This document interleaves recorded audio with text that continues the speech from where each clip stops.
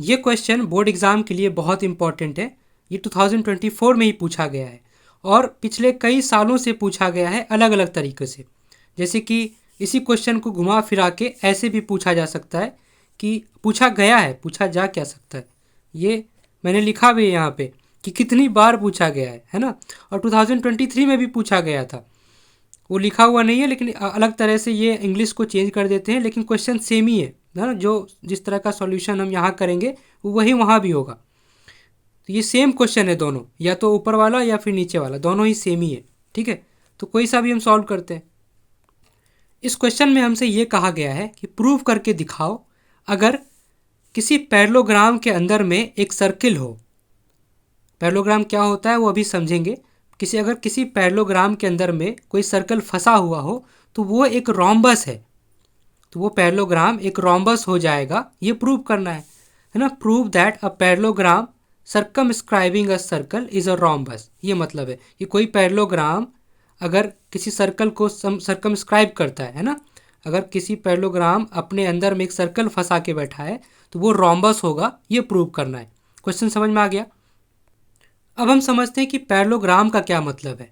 जब किसी भी क्वाड्रिलेटरल में अगर अपोजिट वाली साइड्स, दोनों अपोजिट वाली साइड्स अगर पैरेलल हो जाए, अगर पैरेलल हो और इक्वल हो लेंथ में, जैसे ये दोनों अपोजिट है एक दूसरे के, ये दोनों साइड्स डी सी डी और ए बी दोनों के अपोजिट है, अगर ये दोनों पैरेलल हो एक दूसरे के और इक्वल भी हो लेंथ में, उसी तरीके से ये दोनों अगर पैरेलल हो, ये साइड ए डी और ये साइड बी सी पैरेलल हो और इक्वल हो लेंथ में एक दूसरे के, तो उसे हम कहेंगे पैरेललोग्राम। नाम से ही क्लियर है ना। जैसे यहाँ पे और क्लियर से समझ में आएगा। जैसे ये वाली जो साइड है ये एक दूसरे के पैरेलल है, ये जो दोनों ग्रीन वाली जो साइड है वो पैरेलल है, दोनों ब्लैक वाली साइड एक दूसरे के पैरेलल है। ब्लैक और ग्रीन का आपस में कोई लेना देना नहीं है, लेकिन दोनों ग्रीन अपोजिट वाले दोनों पैरेलल है और इनकी लेंथ भी इक्वल है, इसलिए दोनों ग्रीन ग्रीन से दिखाया है। और इसी तरीके से दोनों ब्लैक वाली भी पैरेलल है और लेंथ में भी इक्वल है। ठीक ना, तो इसे हम कहते हैं पैरेललोग्राम। कोई कन्फ्यूज़न नहीं। अब रोम्बस क्या होता है। रोम्बस, हम किसी पैरेललोग्राम को रोम्बस तब कहेंगे जब उसकी चारों साइड इक्वल हो जाए। जो पैरेललोग्राम कब कहेंगे, जब आप दोनों अपोजिट साइड्स इक्वल हो लेंथ में और एक दूसरे के पैरेलल हो। रोम्बस कब बनेगा ये, जब चारों साइड पैरेलल हो जाए, मतलब चारों साइड की जो लेंथ है वो एक दूसरे के इक्वल हो, सारी बराबर हो। मैं अभी बताता हूँ। जैसे कि यहाँ पे ये तो पैरेललोग्राम है, ये दोनों पैरेलल है आपस में एक दूसरे के और लेंथ में इक्वल है। उसी तरह ये दोनों पैरेलल है आपस में एक दूसरे के और लेंथ में भी इक्वल है। ठीक है, और ये एक रोम्बस है क्योंकि इसके दोनों साइड तो आपस में पैरेलल है, ये दोनों अपोजिट वाले आपस में पैरेलल है, लेकिन लेंथ जो है वो सबकी इक्वल है, सभी की, ये चारों की सेम लेंथ है। अगर ये 5 सेंटीमीटर है तो ये वाला भी 5 सेंटीमीटर है, ये वाला भी 5 सेंटीमीटर है, ये वाला भी 5 सेंटीमीटर है। ठीक ना। अब कोई कहेगा स्क्वायर और रोम्बस में क्या फ़र्क है, तो स्क्वायर जो होता है ना उसका एंगल दोनों के बीच में 90 डिग्री होता है। यहाँ ऐसा जरूरी नहीं है, ये एंगल कुछ भी हो सकता है, हमें नहीं पता, इसका कोई माँ बाप नहीं, इस एंगल का कुछ भी हो सकता है। लेकिन स्क्वायर के केस में ये स्क्वायर कब बनेगा, जब ये सारे एंगल 90 हो जाए, ये वाला एंगल 90 डिग्री, ये एंगल, कोने वाले जितने एंगल है सब 90 डिग्री हो जाए, तो ये स्क्वायर हो जाएगा, है ना। तो स्क्वायर तो एक रोम्बस है ही, समझ में आ रहा है। स्क्वायर एक रोम्बस है क्योंकि इसके चारों साइड्स इक्वल होती हैं, अपोजिट वाली पैरेलल होती है। पैरेललोग्राम और रोम्बस समझ में आ गया होगा। अब हम शुरू करते हैं। अब अगर ये डायग्राम हमें एग्जाम में नहीं गिवन है, दिया नहीं हुआ है, तो हम मान लेंगे कि let A B C D is a parallelogram which is circumscribed in a, मैं लिख देता हूँ इस बात को। तो हम लिख लेंगे यहाँ पे let A B C D be a parallelogram, है ना, एक पैरेललोग्राम मान लिया A B C D, such that its sides, जो इसके साइड्स हैं, टच अ सर्कल, एक सर्कल को छू रहे हैं, है ना। इसके जो साइड्स है पैरेललोग्राम के वो एक सर्कल को टच कर रहा है जिसका सेंटर ओ है, सर्कल विद सेंटर ओ। ठीक है, इतना कोई दिक्कत नहीं, ये हमने सिर्फ डायग्राम बनाया है, हम लिख दिया वहाँ पे ताकि अच्छे मार्क्स के लिए नंबर अच्छे मिलेंगे। अब हम सर्किल के एक थ्योरम जानते हैं कि किसी भी एक्सटर्नल पॉइंट से, यानी कि कोई भी बाहर में एक सर्किल के पॉइंट ले लिया और उस पॉइंट से अगर हम सर्किल पे टेंजेंट डालें, टेंजेंट ड्रॉ करें, तो क्योंकि बाहर में अगर पॉइंट लिया है तो उस पॉइंट से हम 2 ही टेंजेंट डाल सकते हैं सर्कल पे, उससे ज़्यादा नहीं डाल सकते। किसी भी बाहरी पॉइंट से, एक्सटर्नल पॉइंट से हम सर्कल के ऊपर दो ही टेंजेंट ड्रॉ कर सकते हैं। तो वो दोनों टेंजेंट की जो लेंथ होती है वो इक्वल होती है। जैसे ए से मैंने टेंजेंट डाला, ए पॉइंट है, यहाँ ये दोनों टेंजेंट है ना, क्योंकि यहाँ पे टच कर रहा है। टेंजेंट वो लाइन होती है जो सर्कल के बाउंड्री को एक पॉइंट पे टच करती है। तो ये एक टेंजेंट है, ये भी एक टेंजेंट है। ए पी और ए एस टेंजेंट है। क्योंकि एक्सटर्नल पॉइंट से दोनों की लेंथ बराबर होती है, तो ए पी और ए एस जो है वो आपस में बराबर होंगे, है ना। क्योंकि यहाँ से बाहर से अगर कोई किसी पॉइंट से अगर हम टेंजेंट डालें सर्कल पे, तो उनकी लेंथ बराबर होती है, दोनों इक्वल होते हैं। तो ये दोनों इक्वल हैं। उसी तरीके से बी से टेंजेंट डाला है ना, बी पी और बी क्यू की लेंथ इक्वल होगी। उसी तरह सी क्यू और सी आर की लेंथ इक्वल होगी। उसी तरह से डी आर और डी एस की लेंथ इक्वल होगी। तो इसी बात को लिख रहे हैं हम, लिखना है हमें। तो अब हम यहाँ पे लिख भी देंगे, ताकि एग्जामिनर को अच्छा लगे, उसे समझ में आए कि हम करने क्या जा रहे हैं।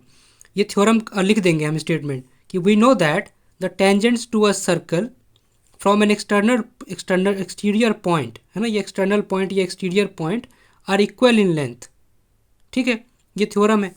अब हमें दिख रहा है कि जो एक्सटर्नल पॉइंट पहला ए उठाया, तो ए से पी की डिस्टेंस और ए से एस की डिस्टेंस दोनों बराबर होगी, है ना। ए पी और ए एस आपस में इक्वल होंगे। उसी तरीके से बी पी और बी क्यू आपस में इक्वल होंगे। तो वो हम समझ चुके हैं। तो वही हम यहाँ पे लिख देंगे ऐसे, है ना। ए पी एस के बराबर है, बी पी बी क्यू के बराबर है, सी क्यू के बराबर है, डी आर डी एस के बराबर है। ठीक ना, यहाँ पे दिख रहा है डायग्राम में। फिर से जितनी बार हम देखेंगे, क्योंकि क्वेश्चन बहुत इंपॉर्टेंट है, जितनी बार हम करें उतना अच्छा है। तो सी आर सी क्यू के बराबर है, डी आर डी एस के बराबर है। ठीक है, तो वही हमने लिखा है, यहाँ तक कोई दिक्कत नहीं है। अब क्या करेंगे, ये सबको ऐड कर लेंगे, है ना। ये इक्वेशन 1 2 3 4 ऐसे हो गया, लिखने की जरूरत नहीं है उसको इतना। ये सबको हम ऐड कर लेंगे, जैसे ऐड करते हैं। ठीक है, अब ऐड कैसे करना है इसको समझना बहुत ज़रूरी है। जो लेफ़्ट में लिखा हुआ है उसको लेफ़्ट में ऐड कर लिया, और जो राइट में लिखा है उसे राइट में ऐड कर लेंगे, है ना। तो लेफ़्ट में क्या लिखा हुआ है, A P B P C R D R, तो इन सबको हम एक साथ ऐड कर लेते हैं। ए पी, ज़्यादातर क्वेश्चन में यही लॉजिक लगाना है। तो हम क्यों ऐड कर रहे हैं, क्योंकि हो सकता है ऐड करने पर हमें कुछ दिख जाए जो अभी नहीं दिख रहा डायरेक्ट, है ना। तो एक बस ट्राई कर रहे हैं, ठीक ना। तो ए पी को बी पी में ऐड किया, ठीक, A P plus B P plus C R, यहीं से देख के लिख रहे हैं और कुछ नहीं, डी आर।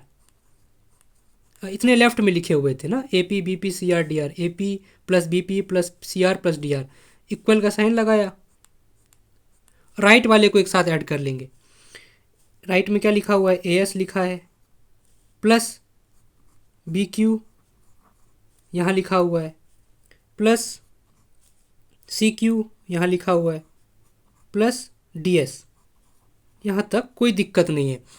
अब हमें वो देखना है इसमें कि क्या यहाँ से हमें कुछ ऐसा दिख रहा है जिससे कि अपने प्रूफ तक पहुँच पाएँ। अब इस बात को समझाने के लिए मैंने इसे फिर से यहाँ पे कॉपी करके लिखा है, इसी को कॉपी कर लिया यहाँ पे, ताकि समझ में आए। अब ये जो डायग्राम है हमारे पास, इसमें हमें ये देखना है कि इन बातों का मतलब क्या है। यहाँ पे लिखा हुआ है, ये दिख रहा है ना लिखा हुआ, कि ऐसे देखेंगे, यहाँ पे लिखा हुआ है A P plus B P. इस बात का क्या मतलब है, ये कहना चाह रहा है कि हम ए से पी गए। ए पी का मतलब क्या हुआ, हम ए से पी गए। बी पी का मतलब क्या हुआ, हम बी से पी गए। हम ए से पी चले फिर और बी से पी चले, तो हम ए से बी तो चल चुके, यही मतलब हुआ इस बात का। अगर कोई आदमी देखो, अगर बी पी को पी बी लिखा जाए तो भी कोई फ़र्क नहीं पड़ता, बी पी और पी बी एक ही बात है।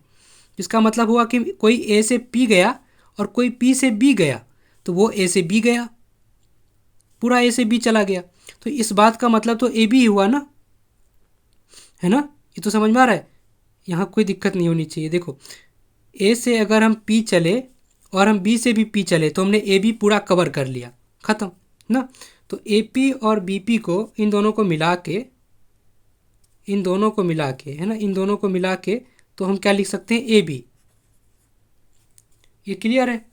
अगर ये समझ में आ गया तो फिर कोई पूरा क्वेश्चन यहीं पे ख़त्म हो जाता, फिर कोई बचा ही नहीं। ए पी और पी बी को हम क्या लिख सकते हैं, बी पी को क्या लिख सकते हैं, ए बी, इतना ठीक है। अब आगे देखते हैं प्लस जो सी आर और डी आर है, इसका मतलब है कि सी से आर कोई गया, सी से आर गया और आर से डी गया। डी आर लिखो या फिर आर डी लिखें, एक ही बात है। हम सी से आर गए और आर से डी गए, जिसका मतलब हमने सी से डी पूरा कवर कर लिया। तो इस बात का मतलब तो इन दोनों का मतलब तो सी डी लिखा हुआ है। ठीक है, इतना क्लियर है। उसी तरीके से यहाँ देखते हैं, इन दोनों एस वाले को ध्यान दो, यहाँ पे ध्यान देते हैं ए एस और डी एस को। जो ही नहीं है कि दोनों बगल बगल लिखा हो, कहीं भी लिखा हो, मेरे से क्या मतलब, हमें तो इन दोनों को देखना है, ए एस को और डी एस को, कि इन दोनों को मिलाकर हम क्या लिख सकते हैं इन दोनों से। तो ये कह रहा है कि कोई ए से एस गया और डी से एस गया, इसका क्या मतलब है, कोई अगर ए से एस गया और एस से डी गया, डी से एस बोले या एस से डी बोले, जाएगा तो इतना ही। कोई एस से डी चले या डी से एस चले, चलेगा तो इतना सही। तो कोई ए से एस गया फिर एस से डी गया, तो इसका मतलब वो ए से डी पूरा चला गया। तो इस बात का मतलब इन दोनों को ऐड करके तो हम ए डी लिख सकते हैं, है ना। यहाँ पे है ए डी, ये वाला ए डी पूरा ये लिख सकते हैं। ठीक, बी क्यू और सी क्यू को मिला के क्या लिख सकते हैं, अब तो आसान हो गया भाई। इन दोनों को मिला के क्या लिख सकते हैं, कोई बी से क्यू गया फिर क्यू से सी गया, इसका मतलब बी सी चला गया। तो इसको इन दोनों को ऐड करके हमने बी सी लिख लिया। समझाने के चक्कर में 11 मिनट हो चुका है अभी तक। देखो, अब कुछ लोग कहेंगे इतना ज़्यादा लंबा बनाने की क्या ज़रूरत थी, तुरंत लिख दिए होते। तो अब क्या करें, अब यहाँ पे हम यहाँ तक हम आ चुके हैं। इसके आगे हमें क्या करना है, जो इन्फॉर्मेशन हमें बताया गया था कि ये एक पैरेललोग्राम है, ए बी सी डी एक पैरेललोग्राम है, तो इस बात का हम फ़ायदा उठाएंगे। कैसे कि हम पैरेललोग्राम, अगर ये ए बी सी डी अगर पैरेललोग्राम है तो उसके अपोजिट वाले साइड्स इक्वल होंगे, तो ए बी और सी डी के इक्वल होगा, ये तो पैरेललोग्राम होता है। तो ए बी और सी डी तो आपस में बराबर है, क्योंकि ये हमसे पैरेललोग्राम बोला गया है, तो ए बी बराबर सी डी होगा, है ना। इस वाले डायग्राम में देखते ध्यान से, जो अगर ये पैरेललोग्राम है तो इसका मतलब ये साइड इस अपने अपोजिट साइड के बराबर होगी, तो ए बी सी डी के बराबर होगा, और ये दोनों आपस में बराबर होंगे, ये दोनों वाले। तो ये जो बी सी है वो ए डी के बराबर होगा, तो वो भी लिख लेते हैं कि बी सी जो है वो ए डी के बराबर होगा। इसका मतलब क्या हुआ, इसका मतलब क्या हुआ कि हम ए बी की जगह ए बी बोले या सी डी बोले एक ही बात है, तो ये दोनों ही आम है, क्योंकि दोनों एक ही है, तो एक आम और एक आम दो आम, तो इसकी जगह पे हम कोई भी लिख सकते हैं 2AB, क्योंकि CD भी AB है। नहीं समझ में आ रहा तो ऐसा समझ सकते हैं कि हमने प्लस AB प्लस CD की जगह हमने AB लिख दिया, एक AB और एक AB, दो AB, ठीक, ख़त्म। उसी तरीके से AD और BC, इन दोनों को तो हम एक आम और एक आम दो आम, तो क्योंकि ये दोनों बराबर है आपस में, AD और BC बराबर है, हाँ, क्योंकि पैरेललोग्राम है, तो इसकी जगह पे हम 2AD या फिर 2BC लिख सकते हैं, जो पसंद आए लिख देना। मुझे BC लिखने का मन है तो मैं 2BC लिख दिया यहाँ पे, ठीक है। तो ये 2 से 2 तक गया, कट गया, तो यहाँ पे आ गया AB बराबर BC। ये क्या आ गया, अब ये क्या कहना चाह रहा है, ये कहना चाह रहा है कि इस पैरेललोग्राम में, इसमें इस वाले में AB और AB CD के बराबर है, ये दिया हुआ था क्योंकि पैरेललोग्राम बोला। BC AD के बराबर है, ये भी दिया था क्योंकि पैरेललोग्राम बोला। और हमने क्या निकाल के लाया कि AB और BC भी बराबर है। इसका मतलब AB ये वाली साइड और ये वाली साइड भी बराबर है। और अगर हम यहाँ पे 2AB ना लिखकर 2CD लिखे होते, यहाँ पे BC ना लिखकर 2AD लिखे होते, तो यहाँ से क्या होता, CD और AD भी बराबर आ जाते। समझ में आ रहा है ना। तो CD ये वाली साइड और ये वाली साइड भी बराबर, इसका मतलब कि सब बराबर है। अगर ये वाली साइड अगर x है तो ये सारे साइड x है, ये निकल के आ गया, है ना। अच्छा, जिन लोगों को ये समझ में नहीं आ रहा, क्योंकि देखो AB BC के बराबर आया, ये हमने निकाल के लाया। कैसे, यहाँ से अगर मैं यहाँ पे 2AB ना लिख कर, यहाँ पे देखो, अगर मैं यहाँ पे 2AB ना लिख कर 2CD लिखा होता और यहाँ पे BC ना लिख कर 2AD लिखा होता, तो 2 से 2 चला जाता, शहीद हो जाता, CD AD के बराबर आ जाता, तो CD इक्वल टू AD आ जाता, ऐसा। तो इसका मतलब AB BC के बराबर हो गया, जो AB है वो BC के बराबर हो गया, जो CD है वो AD के बराबर, सब बराबर हो गए, सब x, सारे साइड बराबर हो गए, तो ये तो रोम्बस हो गया। तो ये पैरेललोग्राम जो है वो रोम्बस हो गया। ये तो हमें प्रूव करना था, है ना। तो इसको हम अच्छे से लिखते हैं कि एग्ज़ाम में कैसे लिखना है, ऐसे थोड़ी लिखना है। तो यहाँ पे हमने लिख दिया है एग्ज़ाम में कैसे लिखना है। हमने ए पी बी पी को एक साथ किया, सी आर डी आर को एक साथ किया। हम ए से पी चले, बी से पी चले तो हम ए बी चले, उसी तरह हम यहाँ सी डी चले, यहाँ पे उसी तरीके से हम ए डी और बी सी चले। तो क्योंकि ये पैरेललोग्राम दिया हुआ है, यहाँ पे लिख देंगे ब्रैकेट में एग्जामिनर को समझाने के लिए, A B C D is a parallelogram. और उसे बता भी देंगे अगर पैरेललोग्राम का मतलब क्या होता है। इसका मतलब हुआ कि दोनों साइड जो है वो बराबर होंगी, यानी कि जो हमने यहाँ पे समझे थे कि ए बी जो है सी डी के बराबर होगा, बी सी जो है ए डी के बराबर होगा, तो वो भी लिख देंगे कि ए बी जो है वो सी डी के बराबर होगा और बी सी जो है वो ए डी के बराबर होगा। ये पैरेललोग्राम बोलने का मतलब है, ठीक है। तो अगर ऐसा होगा तो ए बी और सी डी की जगह हम टू ए बी लिख सकते हैं। तो ये एक काम दो आम हो गया, टू ए बी हो गया, उसी तरह टू बी सी हो गया। तो ए बी और बी सी बराबर आ गए। अगर यहाँ पे टू सी डी लिखे होते और यहाँ टू ए डी लिखे होते तो वो भी बराबर आ जाता। कौन? सी डी और ए डी भी बराबर आ जाते। तो इसका मतलब ये हुआ कि ए बी बी सी के बराबर है और जो ये दोनों सी डी के बराबर है और ये तीनों ए डी के बराबर है ना, सब आपस में बराबर है। तो A B B C C D A D सब आपस में बराबर है। तो इसका मतलब हो गया कि ये एक रोम्बस है। तो यहाँ पे लिख देंगे hence A B C D is a rhombus. Prove हो गया, अब कुछ लिखने की जरूरत नहीं है ना, फुल मार्क्स। अब शुरू से एक बार रिव्यू कर लेते हैं क्या हमने पढ़ा है। अब लंबा वैसे भी वीडियो हो ही चुका है, थोड़ा और सही। अच्छा मैं दिखाता हूँ इसको। तो सबसे पहले हमें डायग्राम नहीं दिया हुआ था, हमें ऐसा क्वेश्चन दिया हुआ था, बोर्ड में आया हो 2024 है ना। तो prove that parallelogram circumscribing a circle is a rhombus, ये क्वेश्चन हमने पढ़ा। डायग्राम नहीं दिया हुआ था तो हमने सबसे पहले क्या किया, एक डायग्राम बनाया। हमने लिखा कि let A B C D be a parallelogram such that it sides, जो इसके साइड्स हैं, touch a circle with centre O. तो ये डायग्राम हमने बना लिया ये लिख कर, है ना। उसके बाद हम थ्योरम जो हम जानते हैं वो हमने लिख दिया, और उस थ्योरम से हम क्या निकाल सकते हैं यहाँ से वो हमने लिख दिया कि ना कि लेंथ बराबर होगी टेंजेंट्स की एक्सटीरियर पॉइंट से। उसके बाद सबको दोनों तरफ ऐड कर लिया। ऐड करने के बाद हम देखें कि किसको किसको एक साथ किया जा सकता है, वो कर लिया। अब पैरेललोग्राम बोला था तो वहाँ से दो साइड बराबर हो गई, तो वो हमने लिखा। फिर वहाँ से प्रूव होके आ गया कि ये तो सारी साइडें बराबर हैं, तो ये पैरेललोग्राम रोम्बस हो गया। ठीक, ख़त्म।